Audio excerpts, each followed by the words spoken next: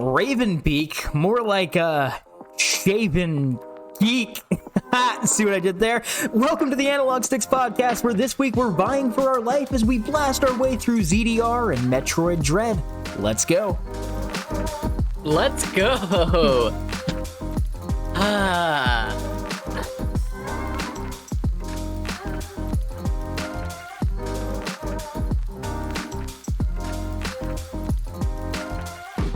All right, hello and welcome to episode number 22 of the Analog Sticks Podcast. My name is Rusty, his name is Cody, and this week we're looking into the latest entry in the Metroid franchise with Metroid 5 or Metroid Dread, whatever you want to call it. But before we dive into Samus's most recent escapade, the capstone of the series, Cody, how are you doing? Terrible. Likewise. This is the second time we've done this recording. Our power cut off when we were like at the halfway point of this podcast, and it was so good, and then all the audio got lost. So this is our second time doing this podcast. Besides that, I'm doing all right. I pulled an all-nighter to get this game done.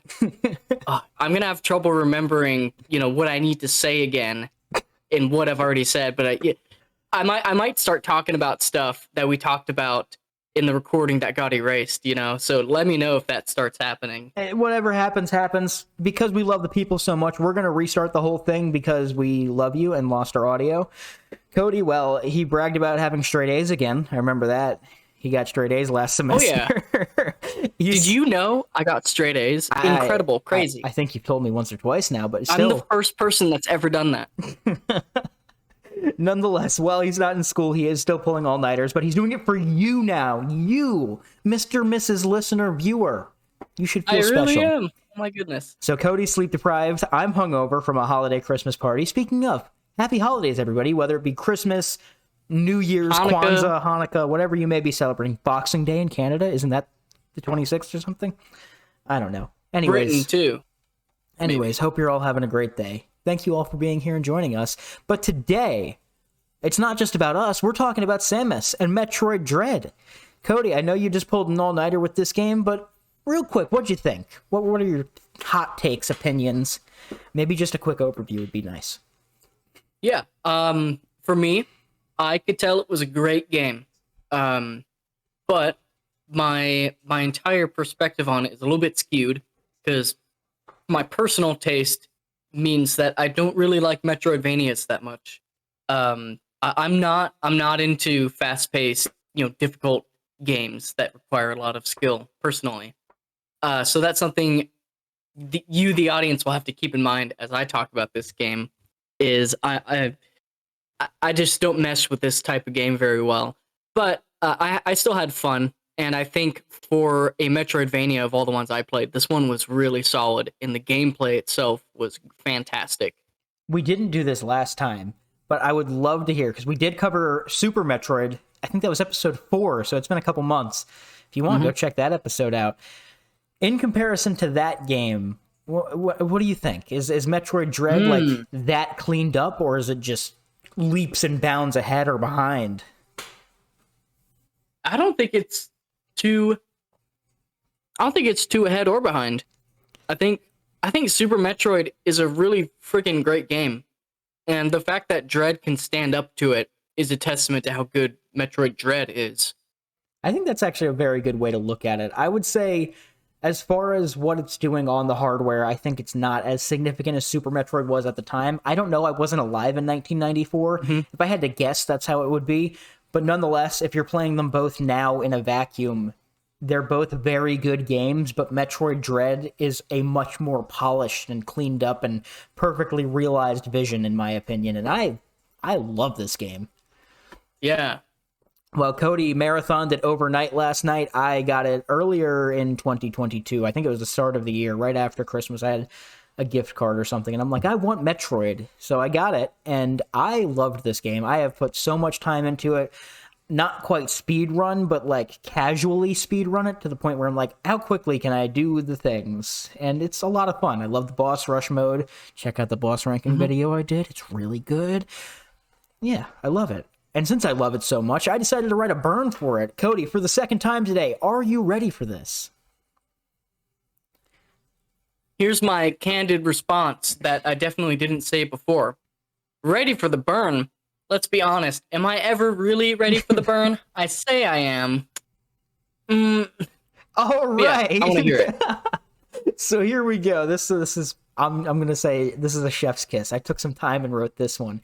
This is a good one, guys. You interrupted me. I'm sorry. I'm so sorry. All right, here we go. After eliminating both the X and the Metroid... I'm so sorry for interrupting you. I really shouldn't have done that. I apologize. It was just kind of weighing on my mind for a second there. It's okay. Okay, for real. Mute the mic. You're good. After eliminating both the X and the Metroid from the galaxy, Samus can finally take a deep breath. That was until the Federation got a 2 a.m. You Up text showing the X alive and well. After getting ghosted by the recently dispatched Emmy, we're off to ZDR, and much like an episode of Jerry Springer, he is the father. After being nearly wiped out by our daddy with some issues, we run around and let the X loose. Whoops. After containing all our old flings and awakening our instincts, we take out the Padre, block our exes, rein in our bender, and escape that hellhole mostly unscathed, with the galaxy saved again. Tell you, Samus had one hell of a night. Oh yeah, as did you. As did you. So, well, that is, in essence, the story of Metroid Dread with a bunch of quips and puns in it. This is the end of a story that started in 1986. Mainline Metroid has now 5 entries in it, if you don't count Other M and the Prime series as kind of a spin-off there. And I would like to just kind of real quick, for the second time today, run through that whole story to get everybody caught up in case you're wondering. In case you didn't know already, I should have done this before. Spoilers are abound, so if you don't want the entire Metroid franchise spoiled, which honestly, they kind of do it if you've played the game, so whatever. But we're going to run through it real quick, and Cody's going to interject when he has something to say. So first things first, there are the Chozo, and these are anthropomorphic bird folks. There are the Thoha tribe, which are the smart sciencey ones, and the Mocking tribe, and they're like the warrior types, and there's all that cool stuff. Flash forward a couple hundred years, because they live a really long time. Samus is born on the planet K2L, and they're like doing mining and stuff, and everything's all chill, until the Thoha show up being like, hey, can we have your resources to make the world great? And the K2L people are like, nah, we're selling to the Federation for money. So then they leave, and after they leave, the space pirates were tailing them, go and forcefully take all the stuff, and Ridley and his company take out everybody on the planet except for Samus. Her parents and everybody she ever knew is dead. So after that, the Chozo come back after they send out a distress signal, and they're like, oh no, it's only this one little girl left. What do? They take her in. She can't survive on their planet because it's for bird people, so they give her bird people DNA, some from the Thoha, some from the Mocking. So now she's a warrior. This is like Guardians of the Galaxy and Rick and Morty came together. That's a very good way to look at it. You've got adopted space pirates and bird people with bird culture. And one kid who's stuck in all the middle of it. Anyway, Really the Chozo raised Samus, and they felt bad for her and all that stuff. But when she was a teenager, she left planet Zebes to join the Galactic Federation, which is basically like the space FBI or something. But later she left because all the rules and stuff, I don't know the exact details of it, and she became a bounty hunter because, less rules. Back to the Chozo now. They discovered this planet called SR-388, and they discovered the X-parasites living on it. And they're like, oh, these things are bad. They can take over a living organism and infinitely reproduce asexually. All bad. Let's contain these. So naturally, good idea. They made the Metroids. They genetically engineered a whole new species to be the apex predator. And hindsight would have been nice here, but the apex predator they created took out all life on the planet. So now it's just Metroids. Who could have thought? Yeah, seriously. They kind of said, oopsie.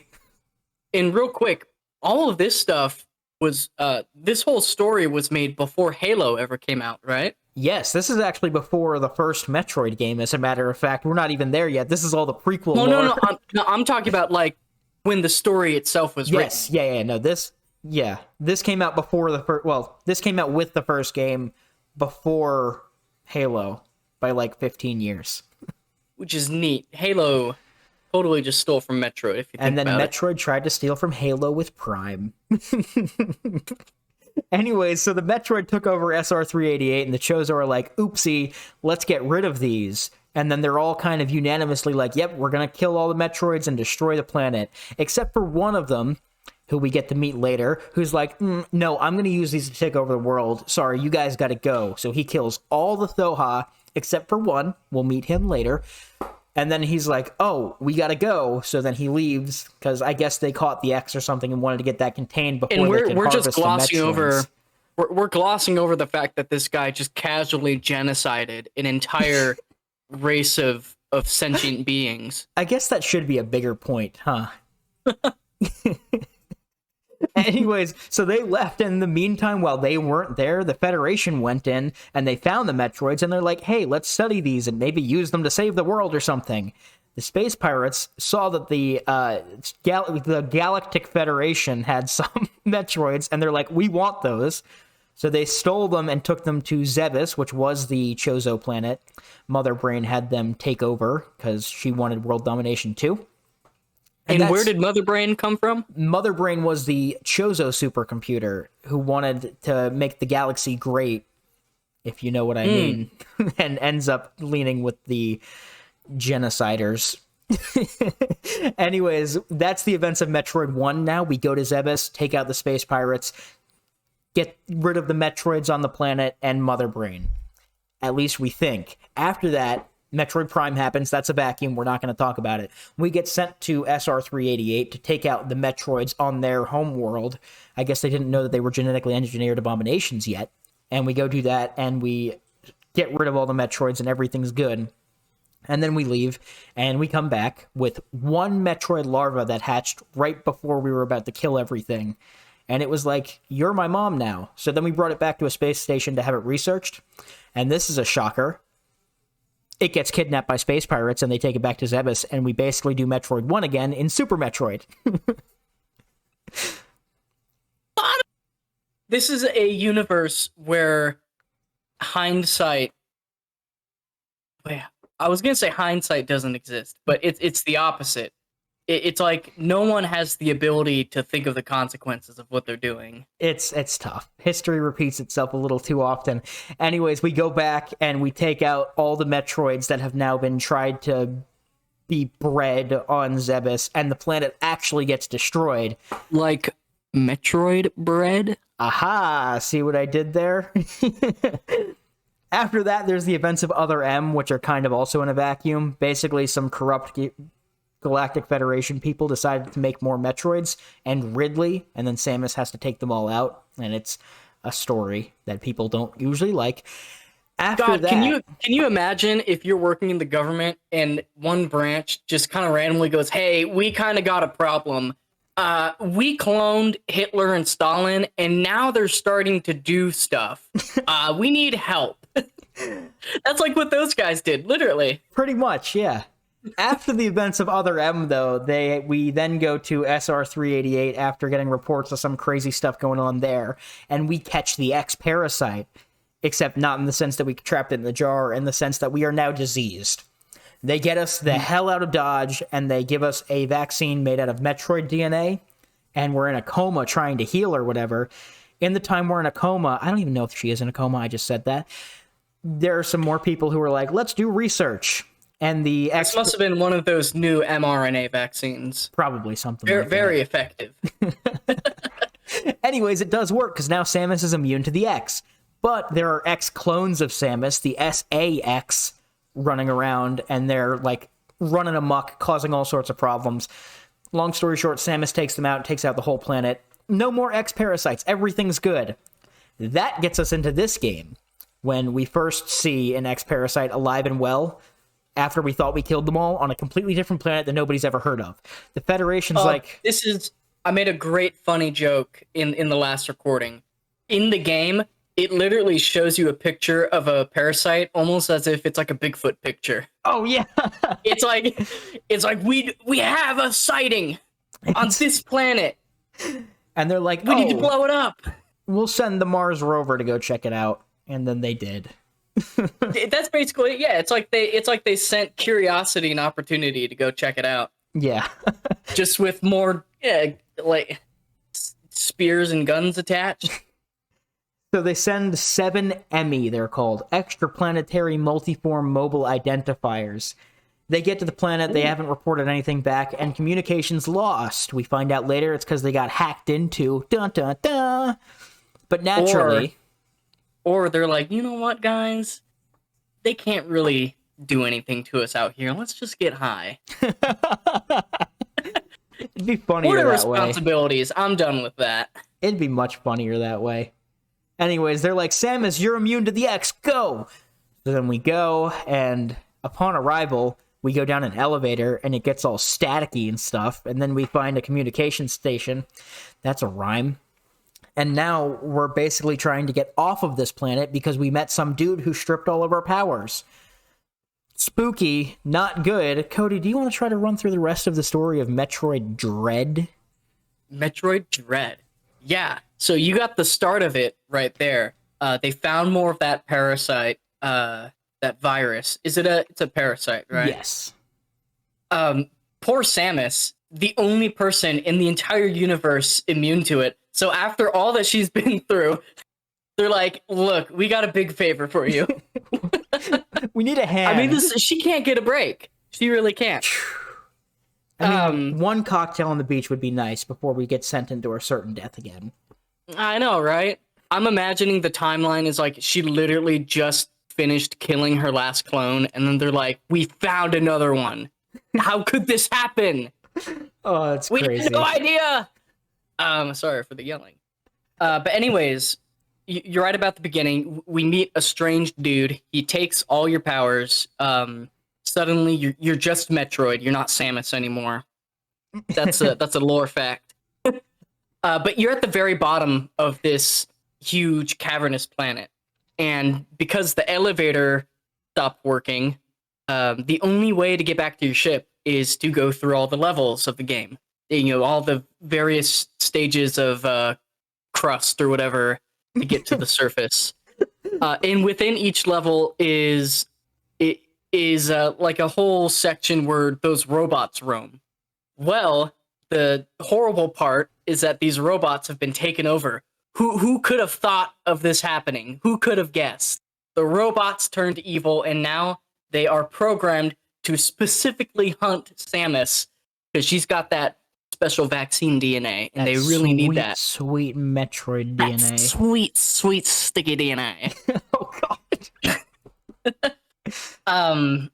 And that's what they do. That's what they did to me. They killed me a lot. Yeah, they'll do that. We'll touch more According on how to those me, work. the story is that Samus immediately dies when she sees a robot. Oh, fun. We keep progressing through the levels like you're saying, and we're just trying to escape at first, right? And that is until we stumble upon the one Thoha guy that didn't get killed, Quiet Robe, and you were very passionate about this section in our first recording. Okay, so I gotta be honest with you guys. I'm a little sad because we had a really good section going on in the last recording. It was like jazz. It was so natural. And now I want to bring up all these funny points again. It's not going to be the same natural kind of way though. So here's what I'm going to do. I'm just going to start mouthing off and we're going to see what happens. All right. So we meet this guy Quiet Robe, right? Oh, I got to say too, I don't know if I said this in the start. I finally actually finished a game we're talking about for once. It's been so long. So it's been very fun for me to be able to talk about this. Quiet Robe is that one Chozo guy that was not genocided. Lucky him, you know, he got to hang back, play some games, We eat some need Doritos. one I don't know guy what he who did. knows science, so you're going to hang out here. The game was pretty jarring when he was introduced, though, because Metroid is a very gameplay-heavy game. It's very show, don't tell. But then suddenly, we need to know a bit of lore to understand how the game ends. So this one Chozo shows up, and he steals you away. Like, you enter a room, a robot's about to kill you, and he turns the robot off. And that's a moment of like, oh my god, who is this guy? He's so powerful. And he kind of drags you away to his room or whatever, and he just lore dumps. There is no hellos or introductions. There's not even a "Who are you?" like Samus arrives, and for this guy, it's like a woman just shows up, and he's like, "It's time. I have to tell them." One point you'd made on the first recording was he'd been practicing this monologue for months. He sees Samus, yeah. he's like, "Girl, I got to tell you what's going on." This isn't.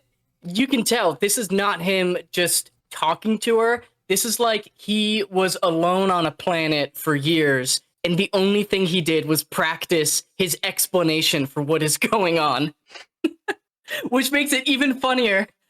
I'm sorry, it shouldn't be funny, but it's kind of hilarious. Looking back, immediately dies. He literally he lore dumps and then gets murdered. and then his dead body just hangs out in the background of the room you're in for the rest of the game. It's great. It's basically what the game devs did, because like we're saying, Metroid's very much show don't tell. They had to tell all at once there, and basically what the game devs did was they took a brick. The brick is Metroid Dread, and they put some mortar at the ends, because that's where they put the lore in Metroid games. And they're like, we can't just go the whole game without any more lore. So they take a chisel and just inject it into the middle of the game and then immediately kill off the source. They're like, okay, there's your lore. The lore that he does give is actually really crazy.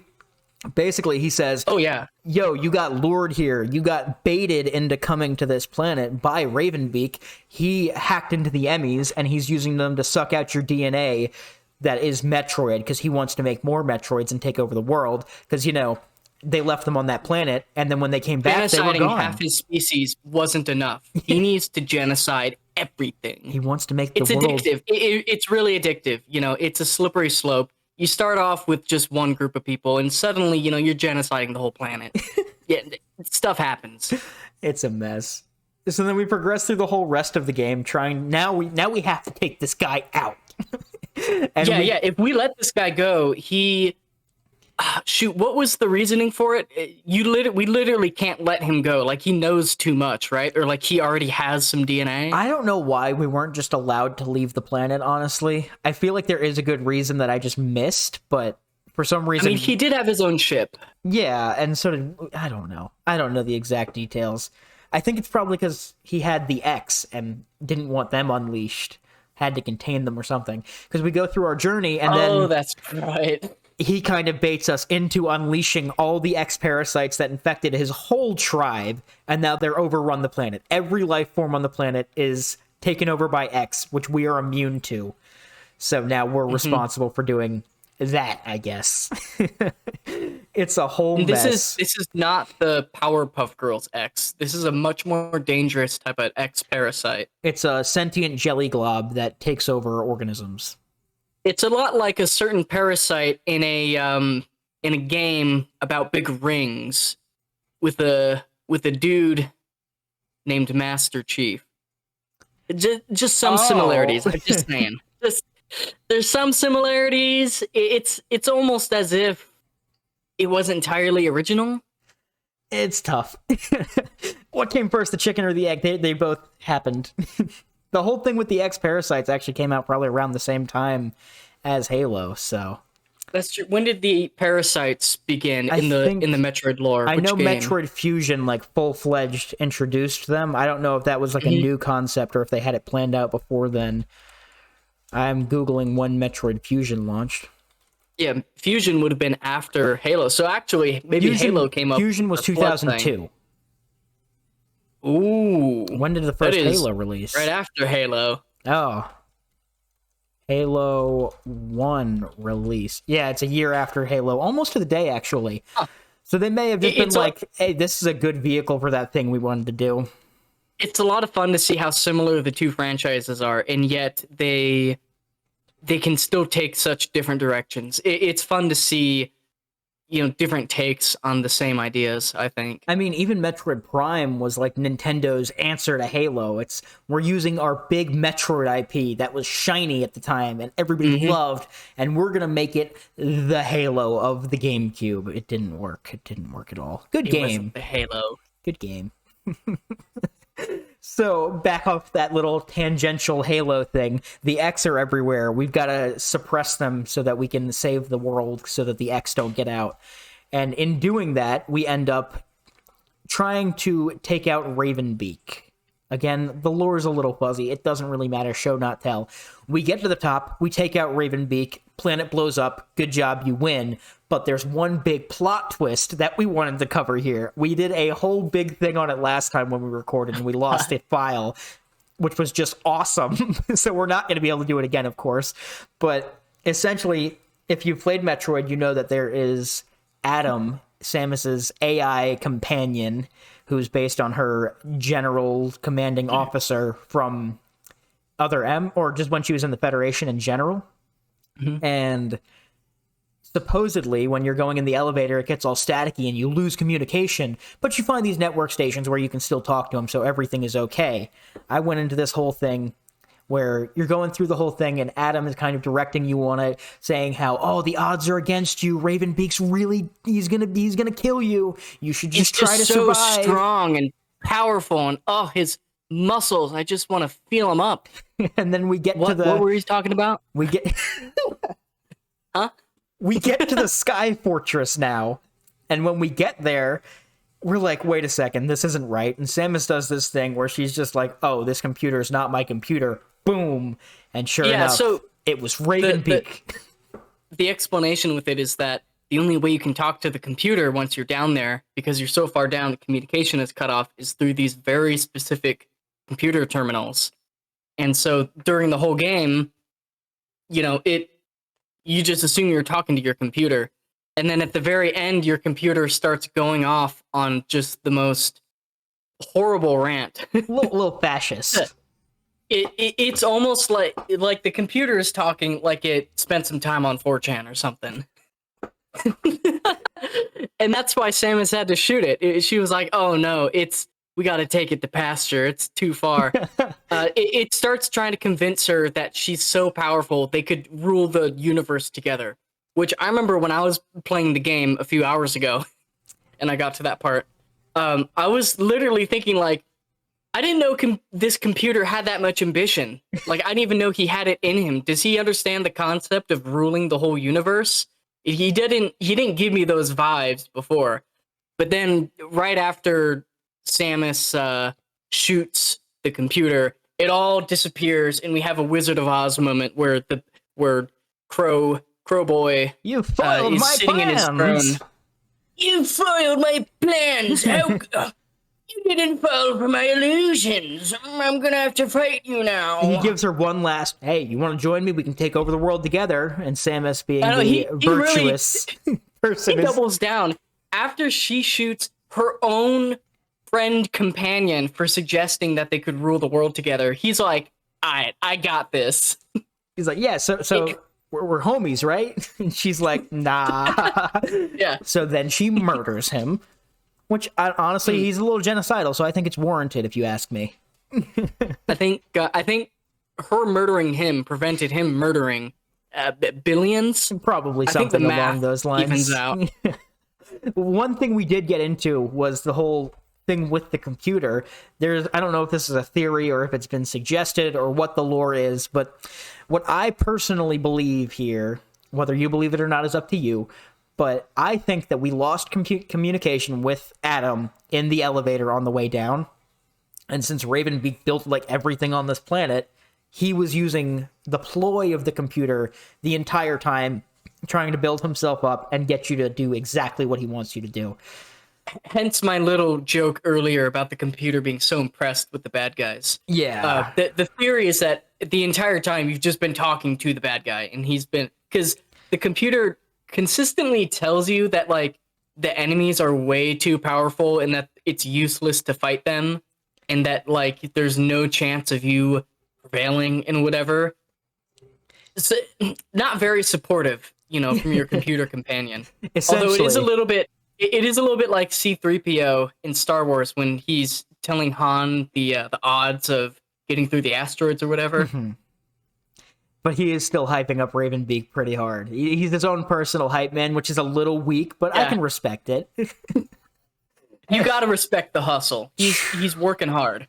And, of course, back on the story, this is a Metroid game, so we kill him, the space fortress crashes into the ground, and then we have a timer to escape the planet before it blows up. Planet blows up, X are gone. Yay, you did it! No more loose ends in the story. Metroid mainline done. Now, we can kind of start to put a bow on this section and get into the meatier parts, the gameplay, all that fun stuff. Now, one thing I'd asked you before was the Metroid series, the mainline Metroid, they have said that this is like the end point. You know how the Zelda series is like Skyward Sword is the beginning. This is the ending of the Metroid timeline. Do you think that it puts a nice finish line on the story, or do you think it's kind of like, yeah, I would have done something a little different? From my perspective, so all I know about the games are whatever you tell me, and then Super Metroid and Metroid Dread. Those are my two experiences. I think it does an all right job. I can't say it does a good or bad job because I don't know enough, but the fact that they bring in specific named characters and very dramatic final things happen to those characters, I get the feeling that this long epic story was pretty neatly wrapped up. They didn't leave any cliffhangers, which was nice. There was no like, ooh, maybe there's another one. There could always be another one. I mean, you can always just kind of wave your hands and be like, there was a parasite somewhere else. But the game itself doesn't suggest any more story beyond it. Yeah, they pretty clearly put an ending to this story, and I think it felt like a really big deal and a substantial thing. One more substantial thing with the story we forgot to touch on is after you escape the planet, I completely missed a whole section. Your Metroid DNA awakens on your journey, and you use it to suck the life out of stuff at the end. Oh my god! No, so the computer is literally like, you are becoming a Metroid. And so all the times where I've called Samus Metroid, I've actually been kind of right. Unlike that time you called Link Zelda. That's on me. That shouldn't have happened. Dude, in that recording, in that recording, I thought you were joking until I'm in the edit. I'm like, it doesn't sound like he was joking. Like, I'm laughing at you, and I'm like, wait a second. He did it like 8 times. That's some shit I'll wake up in the middle of the night randomly and be like, oh, shit, I did that. I called Link Zelda on like a publicly posted podcast for people to listen to. Any creds I have gone with that episode. So, back on this, Samus is now a Metroid. Her DNA gets awakened, and she's all, like, green and sucking the life out of stuff with a plasma beam. Ravenbeak dies, and we're escaping the planet, running to our ship at the last second. And as we get in, Adam, the actual computer, is now like, wait, don't touch it. You're going to suck the life out of the ship, and it's not going to work. And then, out of nowhere, X-parasite-infested Ravenbeak pops up over your shoulder, and he's like, you can suck Not the Ravenbeak. Life. Not Quiet Rope. No. Quiet Rope, my bad. The good one. The one who got murked. X-parasite-ridden Quiet Rope is over your shoulder, and he's like, you can suck the life out of me if you want. And then she does, and it cures her Metroidness, and she leaves. She, like, absorbs Quiet Robe. Yeah. And then everything is fine. So the Quiet Robe must have had something that made her fine. Here's my thoughts, though, on the recording that was unfortunately deleted by nature. Literally by nature. It's been blowing like hell out here. I think that Quiet Robe knew, like shortly after he died, his spirit somehow realized, like, oh shoot, she's got the Metroid stuff. She's not going to be able to start her ship. I got to let her know that. So my headcanon is that he continued to do what he has always done, which is stand around and wait for someone to come and listen to him. So I'm sure he was so determined to let her know this little bit of lore about breaking your ship that his dead body animated itself into her spaceship just to stand there for like 3 or 4 hours waiting for her to show up, just so he could be like, don't touch it, bro. Don't do that. I got you. I mean, I thought that's great and I love it, and that may be what happens, but my theory for the reasoning on that, I had two big cruxes to my Actual argument. theories, not jokes. Yeah. Yeah, so it's said that when the X parasite takes over an organism, that they inhabit its consciousness and all that stuff, and they basically pick up wherever they left off.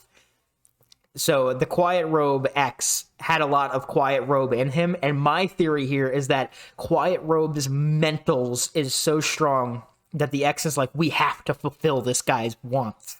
I don't know the Yeah. exact details of it. Also, the Chozo, in one of the Prime games or something like that, there's a little bit of a lore drop that they have some kind of a foresight. I don't know how specific it is. I haven't actually played that game. I read it on a forum somewhere. Not 4chan, don't worry. And then I'm reading all this stuff, and I'm thinking that he knew what was going to be happening and kind of prepped for it in advance. I don't know the details of it, but nonetheless, it all works out and the planet's saved.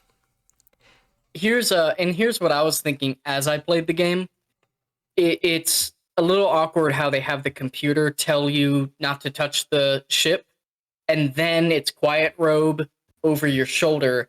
In my head, for some reason, my immediate thought was, did the computer animate Quiet Robe's dead body to be like an avatar for some reason? I don't know why I thought that. It doesn't make sense for any reason within the story, but for some reason, my brain just made that connection right away. That was my knee-jerk reaction. Was, oh, obviously, he's been possessed by the AI to help her, and then just kind of Thanos snaps away when he's done. It all worked out. That is the story of Metroid and in turn Metroid Dread. One thing we really do want to, a lot of things we really want to touch on still. That's only the first half of the show. We still want to touch on the gameplay, the controls, the exploration, all the fun stuff that makes a Metroidvania a Metroidvania. And first thing I want to talk about is the gameplay and the mechanics. Obviously, this is a Metroid game, so surprise, surprise, it's a Metroidvania. And personally, I think it's maybe the most polished Metroidvania ever. Cody, what are your thoughts? How does the gameplay feel to you, the man who just marathoned this game? Super polished. There was a pretty heavy learning curve. It took me a while to get into it because I don't play many Metroidvanias, so I don't have that like that background experience. Mm-hmm. You know how if you play a lot of shooters, you can pick up almost any shooter and be kind of good at it. I have the opposite, where I don't play a lot of Metroidvanias. So anytime I play one, I have to learn the controls from the ground up like a little baby. And that's what I did with Metroid Dread. Jumping is something I kept messing up towards like the third, fourth of the game. By the boss, I was good at the controls. I had to be good to beat the boss. It took me, I think, over 2 hours to beat the final boss. I'm not very good at these games. It's a lot of fun, though. I mean, yeah, It was a lot of fun. Very stressful though. Those robots chasing you in their little zones, Emmy zones. Yes, Is that what it was? Gosh, I don't do too well with horror or thriller or any high octane type gameplay like that. Yeah, it's definitely falls into that category. I don't know if I would call it full on horror. It's definitively scary, there's no doubt about that, but it's very much stressful. As far as the gameplay goes, Dreadful. I mean, I wonder where they got that title from. The gameplay is very much Metroidvania in the sense that you collect things to improve your character, to unlock more areas, to progress towards the end of the game, and it's a side-scrolling 2D platformer with all these crazy mechanics. The combat system is not surprisingly fleshed out. It is very well fleshed out, and the arsenal is kind of crazy. A couple things that are new or refined in this game. There is the melee counter move.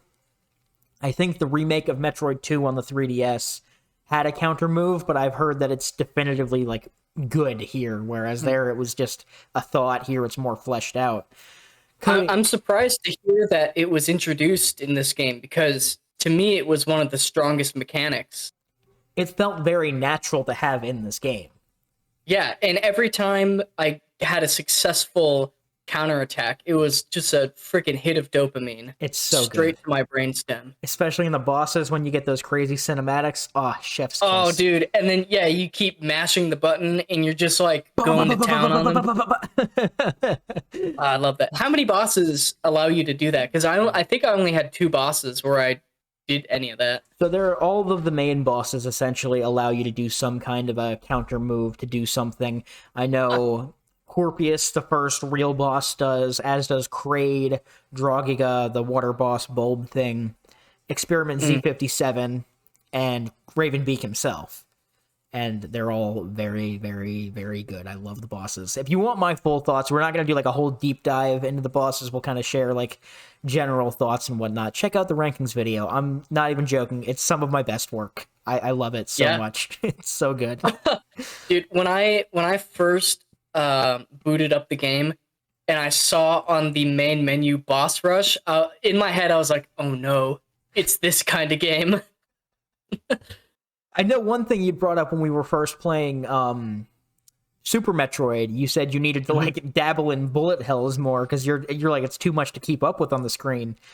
Did you feel like that was ever a problem here? I know the central units are like the epitome of bullet hell, but much more toned down. This game made me feel like I was good at bullet hells. I liked it. There was some bullet hell, some bullet hell informed parts of the gameplay, but it doesn't go as intense as Super Metroid did.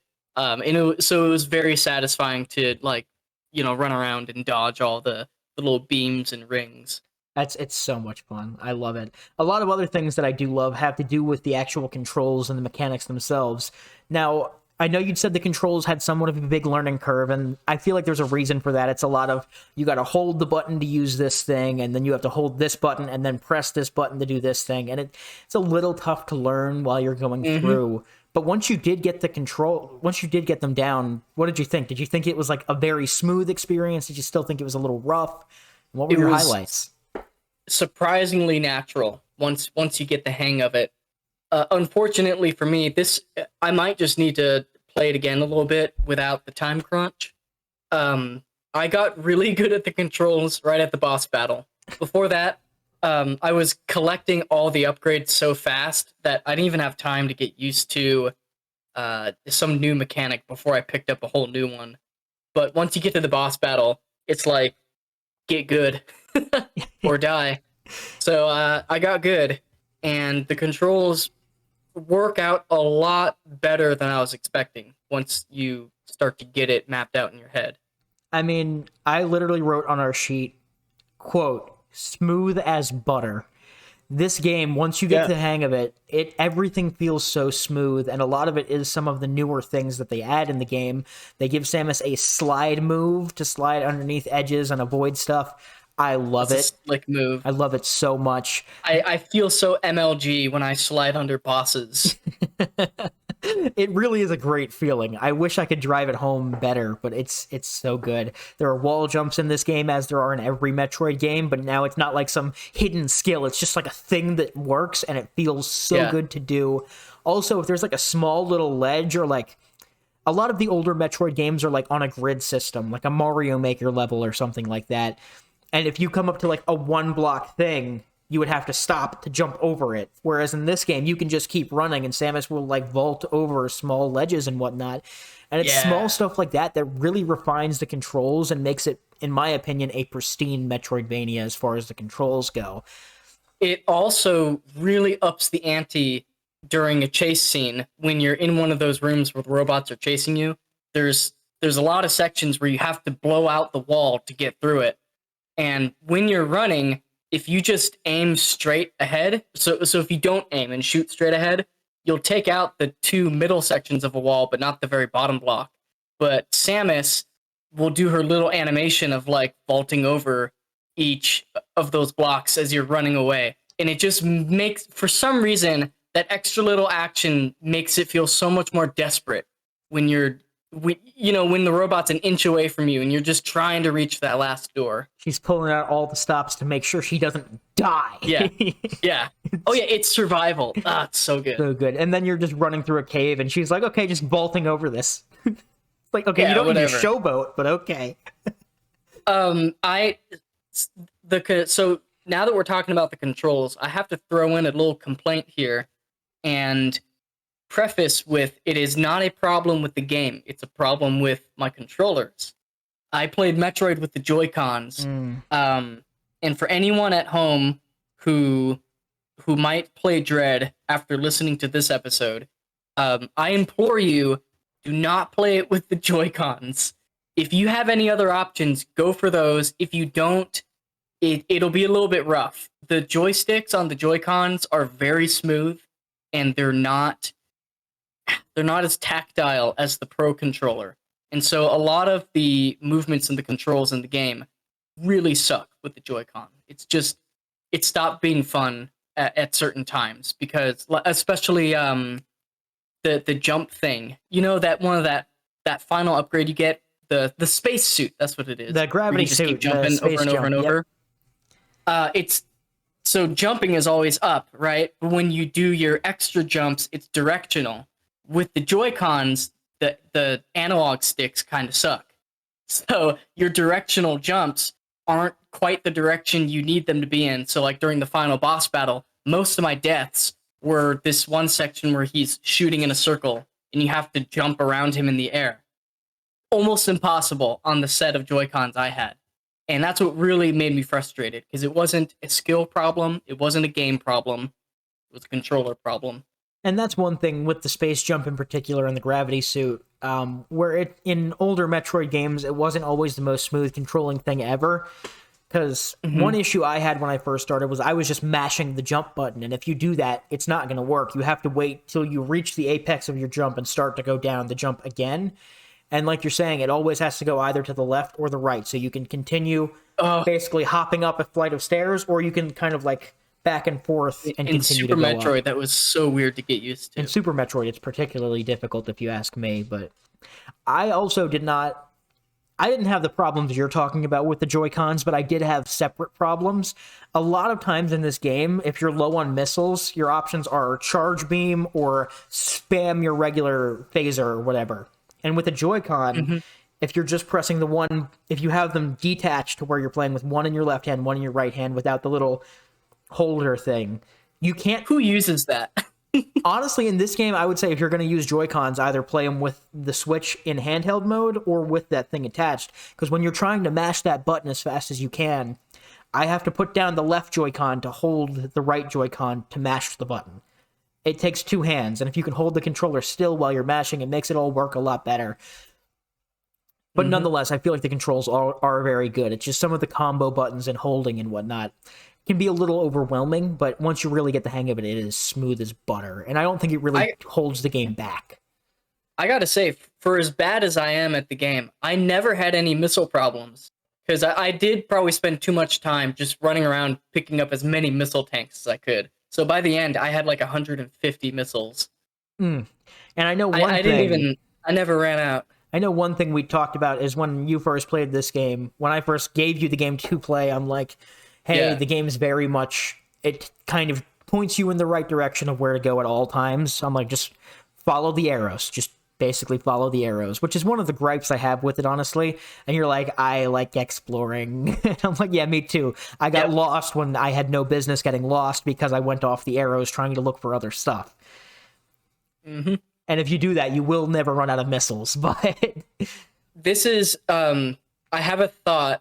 I need to like pin it in my head to when we get to exploration, because I know we have a couple more points of controls, right? I mean, we can go ahead and jump to it if you'd like. Well, I don't want you to forget this. Let's go ahead. Yeah. I was super worried about getting lost and not being able to progress, but man, progression is surprisingly easy in this game for as large and complex as the world is. To me, it's a lot like an airport where it's so well designed to where you don't think too hard about where you're going. You just kind of end up there where you need to be. And I really commend the design team of the game for that, because I can imagine how hard of a challenge it is to make a world as open as Dread was, and yet still have this natural funnel that players can fall into without even thinking about it. I imagine there was honestly, there's probably a bit of like math involved in room connections and like how many ways can you get into this room? Where does it connect where? What are the paths you end up taking?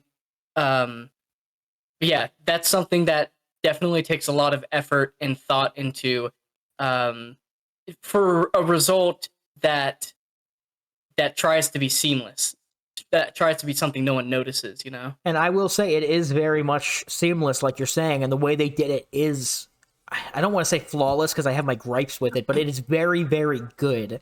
The only thing, I Yeah. didn't notice that they funnel you in that direction, and I still found myself getting lost because I'm a human idiot. You have said that you have Minecraft brain, where you can explore and you have that spatial awareness at all times to where you know this connects to Yeah. this, connects to this, connects to this, connects to this thing I need to go to. Whereas I will see two paths. One of them is like, you need to go this way, and the other one's like, there might be something cool up there. I'm always like, oh, what's up there? So I will go out of my Yeah. way, and then I'm like, oh shit, where did I come from? And I don't know how to get back often. And it's a little difficult at times for me. And I found myself looking at the map, looking for a specific block that I'd already uncovered to see where I'm supposed to go to. But in all reality, usually you get an item, you use the item in 3 straight rooms to progress, and then you end up fighting a boss. After you fight the boss, there's a teleporter right outside the door. You take the teleporter, puts you to a new area, and then in 3 rooms over, you're going to use the new item you just got to break a block to get through here to take you to a escalator to go to the next area. It was always very well thought out in that sense, but at the same time, when you're looking back and playing back at it, knowing that with that in your mind, it almost makes it a little too simplistic, maybe, to the point where you're like, I wish it was more you had to think about where you're going, because you're right, it is like an airport. You just kind of end up at your terminal all the time. And in a Metroid game like Super Metroid, I loved getting lost and trying to think, okay, where could this next place possibly be, not being told this is where the next place is at all times. Yeah. Shoot, I just had a great thing to say, and then it flew away with the wind. Sleep Goodbye. deprivation does that. Yes, it does. In terms of exploration, an experience that I had pretty often was that I would take the path that I thought was the side path because I'm like, oh, I don't want to miss anything. And I'll keep going on that path, and I'll keep going, and I'll be like, wait a second, is this the main path? And so a lot of times, if I wanted to explore any side rooms, I actually had to backtrack and put some effort into exploring out different areas. I guess to me, I kept trying to be the explorer, looking for the rooms that look like it has cool stuff off to the side, and it always ended up being the actual place I needed to go. I can think of a good example you're actually talking about. After you defeat one of the Emmy, you get the speed booster, and that leads you to a different area, and when you get to that area, it kind of starts to funnel you towards a tram or whatever it was that you already know of, and you're thinking, oh, it wants me to go to this next area, but I see a speed booster block over there, like hidden off in the corner. I'm going to go break that speed booster block. And when you do, there's like 1 missile upgrade, and then there's a teleporter. And it's like, oh, it wanted me to come up here. It didn't want me to go to that tram like I thought it did. It's that kind of redirection, like you're saying. It makes you think you're going off the beaten path at the same time that it's just like, we wanted you to see that. And I think that's really cool. There's a couple times where I was like, damn, this game is playing me. With that being said, do you think that the exploration is too simple or dumbed down? For me, not at all. Because I'm a Metroidvania noob. This is, honestly, I feel like Dread was a pretty good intro title. For as difficult as some parts of it were, for someone who doesn't play this genre very much, it was still pretty enjoyable and very digestible for me. This is a very good gateway Metroidvania. Because I played this game. I tried to play Super Metroid when I first got NSO because I heard people who were older than me rave about how good that game was in the 90s. And I'm just like, I don't get it. I don't like it. I played Metroid Dread, and I'm like, oh, Super Metroid makes so much more sense. You're supposed to be backtracking and going back through all these old areas. It's not a true linear progression. I mean, it is, but it's not like you go here, you go here, you go here. It's like you go here to go back here to go down here. There is an order of operations. It's not 1, 2, 3, 4, 5, 6. It's 1, 2, 3, 2, 4. And I didn't understand that at the time, but it was nice to get me back in there, and it really opened me up a lot more to the genre. And now I want to play more Metroids. Yeah, it's like rather than just a straight hallway or a rail that you're on for the game, it's a complex maze with this whole weird series of gates that can only be opened in a certain order. It's so good. Pretty much. Yeah. And like we're saying with the exploration, it is a little simple. Did you ever feel like it dragged on where you're like, oh my god, where am I running to? Like, this is taking forever to get to the next spot. There was a couple spots where it did get a little nah. And I think it was a lot of the stuff in the first region. What's the name of the first region? Artaria, something like that. Artaria or something. A lot of your upgrades are in that region because a lot of other areas will teleport to some random set of rooms in Artaria to give you your upgrade. And some of those moments, that's kind of in the middle of the game, and it dragged on a little bit for me. It was like, okay, I get it. We're going back and forth. It's almost like the game really avoided any backtracking. Like they wanted as little backtracking as possible, and so they had these other systems set up where there is certain areas totally inaccessible that you could see early on, and then only access later in the game. Mm-hmm. I think that's really good, like you're saying, where they did try to eliminate the backtracking, but at the same time they made it to where if you really wanted to backtrack all the way through these 5 areas to get back to the first one, power to you. But there is one section where we're talking, I think it was right after we meet Quiet Robe, where you have to go, like, you have to jump 2 areas without a teleporter. And that one, I'm like, okay, when am I just going to get here? I feel like I've been running forever. One point I would like to make, though, is that it never didn't feel like that often. It never felt like this was too much running around, because I think the movement system and the controls were so smooth that it always felt good to move around, in the sense that it took a lot for us to notice if we were spending a lot of time running, because it felt good to run. Yeah, it's all about the journey. And yeah, it was nice. It was really nice. You brought up the areas a second ago, starting with Artaria. I don't know how to pronounce these. If you're gonna get mad, eat a bug.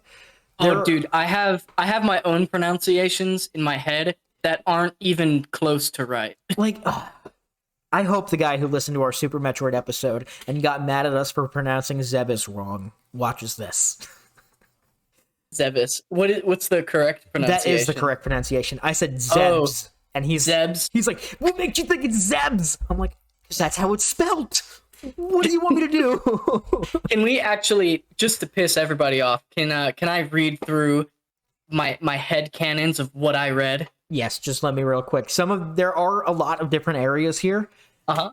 They all feel pretty distinct in their own way. Some of them are more memorable than others. Some of them, when I look at them, I'm like, oh yeah, that's that world. But like, if I read the second world's name, the second area's name, I'm like, oh, I remember that one. Or if I read the third to last one, I'm like, that's what that is. And it sticks out pretty clearly in my head, and I like that. But yes, you can go ahead and list off all the areas with your limited knowledge on how they're pronounced. Okay, I'm going to forewarn you, it doesn't even go by spelling. Like, I saw the shapes of the words, and at, 4 a.m., my brain was just like, this is the name now.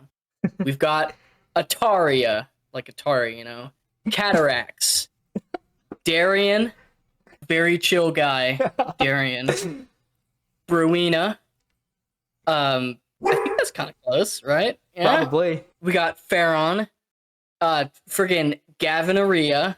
It's like gonorrhea and Gavin together. That's what I was saying. Elon Musk? I don't know. Hanubia, and then Irish. I love it that a couple of them just like outright were not even close. I like that I said this before we even said the actual names. So I hope for the audience that's the true names you have now. That's so good.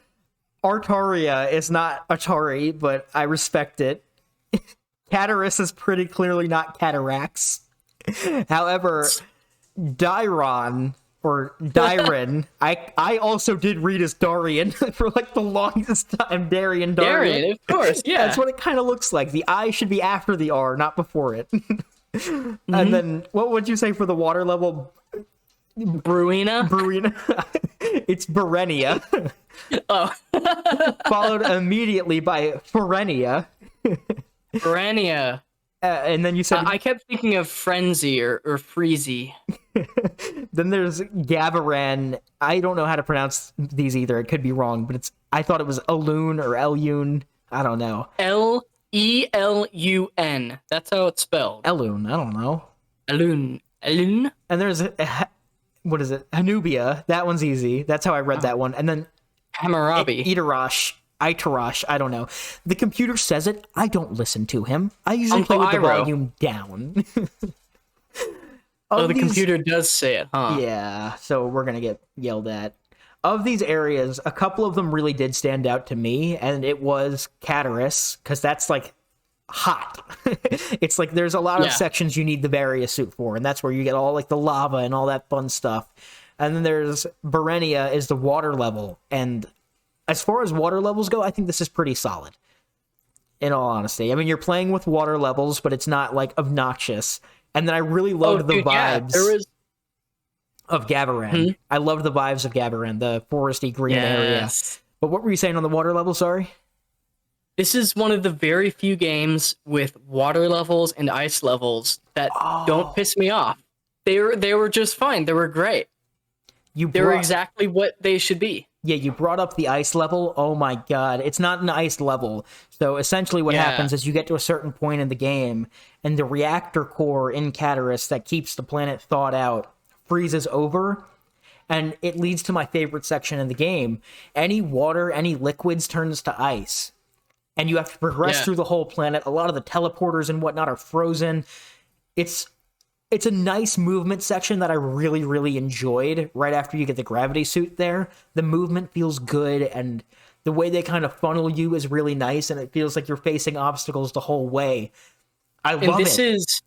This section is, they changed the first level to be all icy, and then changed up, the routes you have to take, which I think is so great because, at least for me by that point, the first level was definitely what I was most familiar with.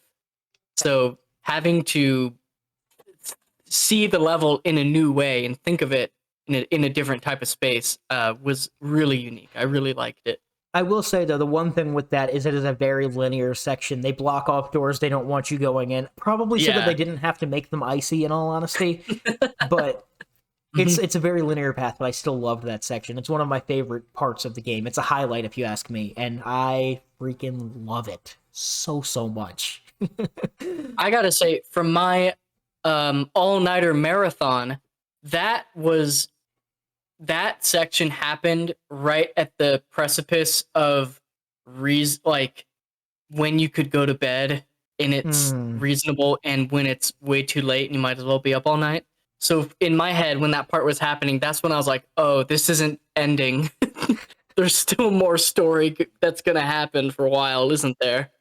Because this section happens after you think the game might end. You find the last area, quiet cloak dude dies, more story happens. In my head, I was like, oh, this game is coming near to an end. I've defeated almost all the robots. This is about the 75% mark. Yeah, when I thought it was the 95%. So that's fun. Was this section good enough to keep you awake, or was it just like, oh, I still have a lot to do, I should probably finish this?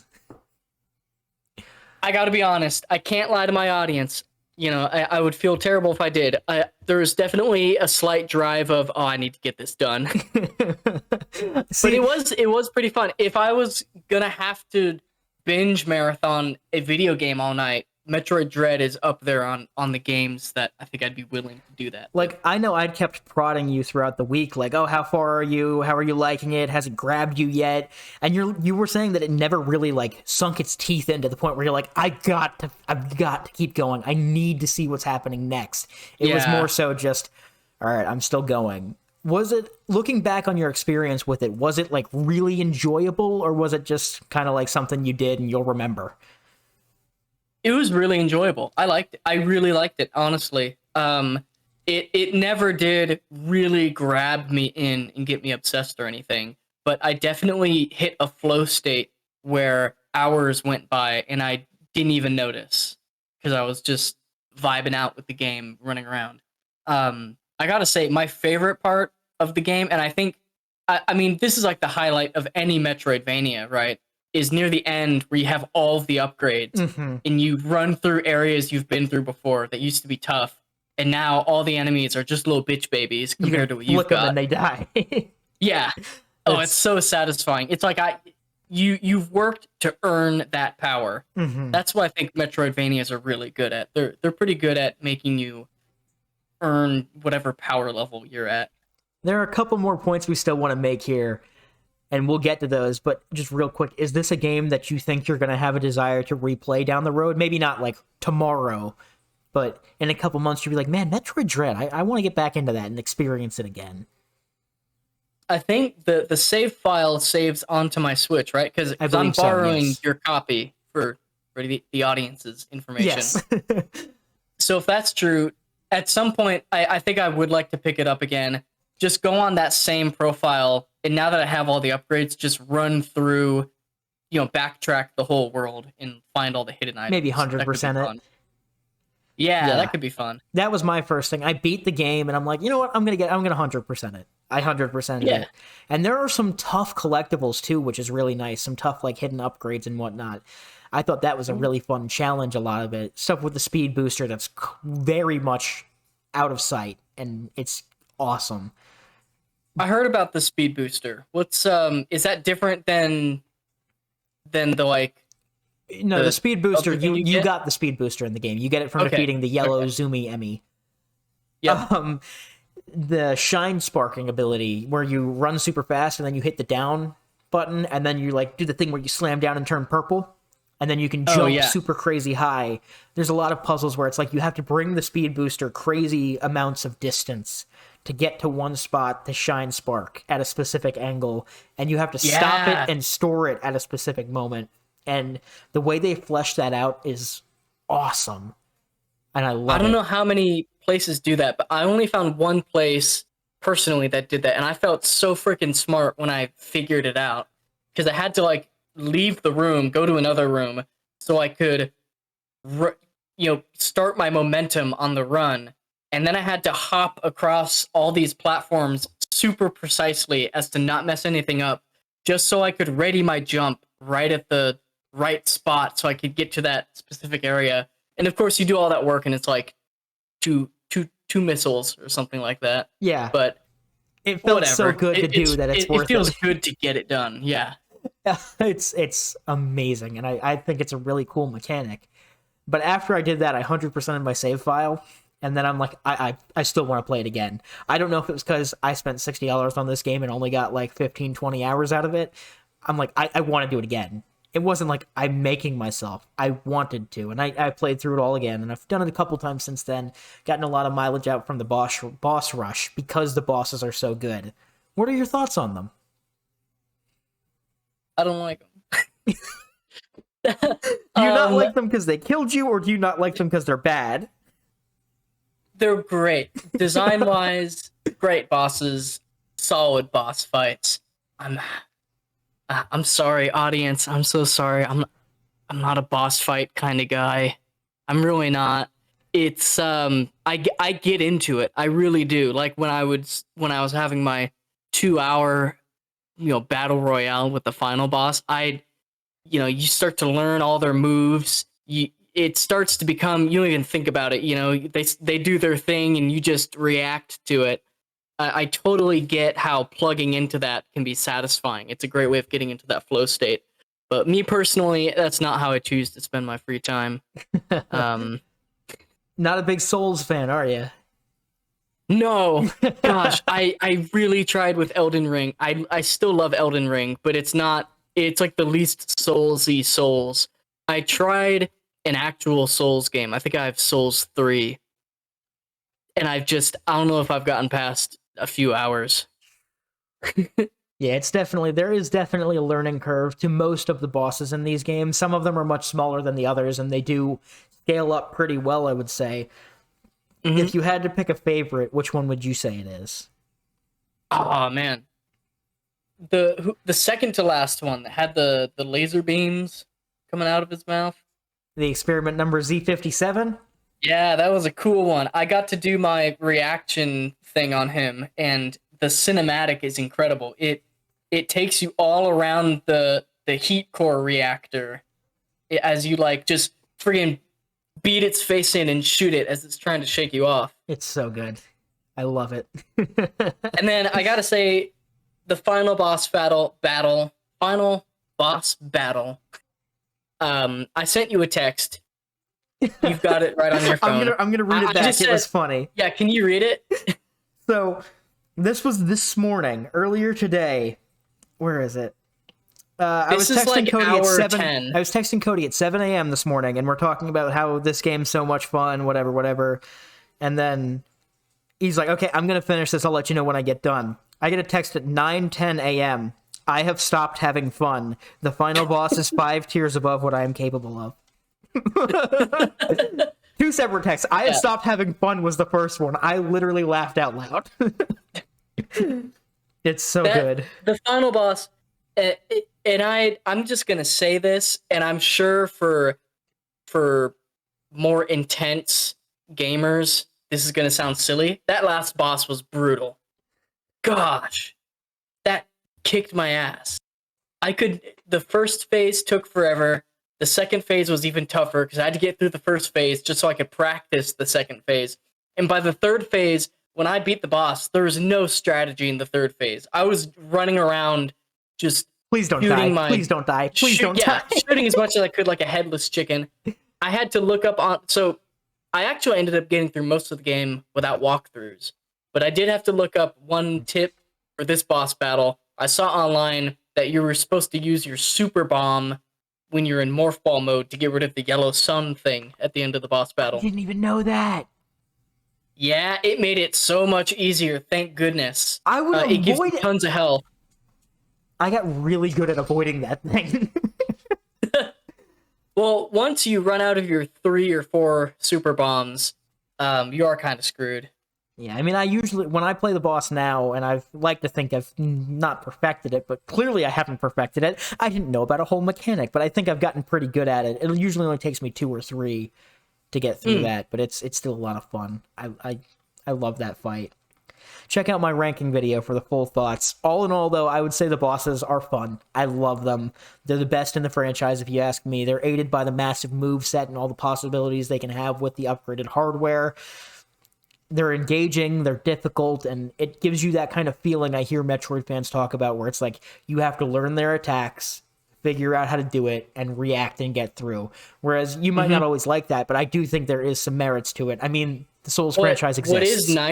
What is nice about that kind of gameplay is you actually feel like you accomplished something and you got good at something, which I think is a very nice, satisfying feeling. Yeah, I never felt like I stumbled my way through a boss. I always learned what was going on. You earned it. And there were some mechanics in some of these bosses that took a while to figure out exactly what you were supposed to do. They don't tell you, oh yeah, do this. Like even the Kraid fight, for instance, it took me a while to figure out how to access certain things and make it work. But when you do, it's like, oh, that's so simple. How did I not see that? And dude, it's all good. I found the mini bosses were harder than the main bosses. They were a lot faster paced generally, and sometimes they felt a little like bullet sponges to me. Check out the ranking video for my full thoughts. That's all you're getting. And they came out of nowhere. Like you just be vibing along, music chilling change. out, running through some rooms. Speaking of that, what did you think of the music? This was something that was very divisive upon launch. A lot of people are like, oh, this music in this game sucks. It's like the biggest downside of Metroid Dread. Personally, I've listened to the whole OST. I understand where people are coming from comparing it to games like Fusion and Super Metroid. I still think the music in this game is very well composed, and I like it for a Metroid game. In my opinion, there was music, and I heard some of it. Now, did it register all that much? I don't know. One of the tests, all I can say. one of the tests that you told me to like use is, would you ever catch yourself humming one of the tunes? Never, ever, never, never, never. I felt like it was good background music, but I couldn't remember one of the tunes. And I think that's why people complain about it. But I think it's serviceable, like you're saying. It was never like, oh God, what is this music? Like, I never disliked it, but it didn't resonate at all. It did its purpose. It filled out the atmosphere. Also, last thing I want to touch on before we wrap this thing up, sound effects. Do you think they did good with the sound design in this game? Yeah, they did. Everything breaking, everything getting shot. I loved every little noise that this game had to make. Even the like enemy sounds to key you in on where different enemies were, like the robots when you enter their area. I really liked that. It did a super great job at clearly telling me when an enemy was nearby, when they were far enough away to where I didn't need to worry about them and all that. That is really good. Ugh. Long story short, this game has a lot of good going into it, and I personally love it. If you were to rate this game on our patented scale of 8, personally, this is a 7 of 8 for me. Yep, same. 7 out of 8. Because I'm adjusting for my own biases. You're giving it a point because you're biased against it. Yeah, my personal taste is like a 5 or 6 out of 8, but as a video game, 7 out of 8. That's a video game right there. Does it match your scale of only playing good games? Does this fall into the category of good games worth playing? Yeah, this is a good game worth playing. If you like Metroidvanias, I can't tell you anything. I'm not qualified for that. If you have no idea what a Metroidvania is, you should play Metroid Dread. It's a great gateway Metroidvania. I said that earlier. I feel like it reigns true. Mm-hmm. Does this have you excited for future entries in the franchise? Yeah, this is the newest one. Yes, came out last year, fall of 21. And it's got me... If I have the cash, I'd be down to buy whatever's the next one. I know Prime 4 is coming out, so before they... Well, it may be coming out eventually. They haven't told us anything for like 4 years. But Prime is the 3D shooter, right? I want to get into it, and I'm going to drag you along for the ride. With that being said, I think that's just about everything the two of us have to say about Metroid Dread. If you haven't already, and you've listened for an hour and a quarter or whatever it may be, feel free to like, follow, rate, review, comment, subscribe. Just engage with it in some way. If you are listening right now, stop what you're doing. If you're driving, pull your car off on the side of the road and hit one of the buttons. One of the good buttons. Hit a button. Makes us feel good. We'd appreciate it. For myself, Rusty Nails, and my good friend and co-host Cody, thank you all very much for listening. This has been episode number 22 of the Analog Sticks podcast. We'll see you next time. Bye-bye. Goodbye.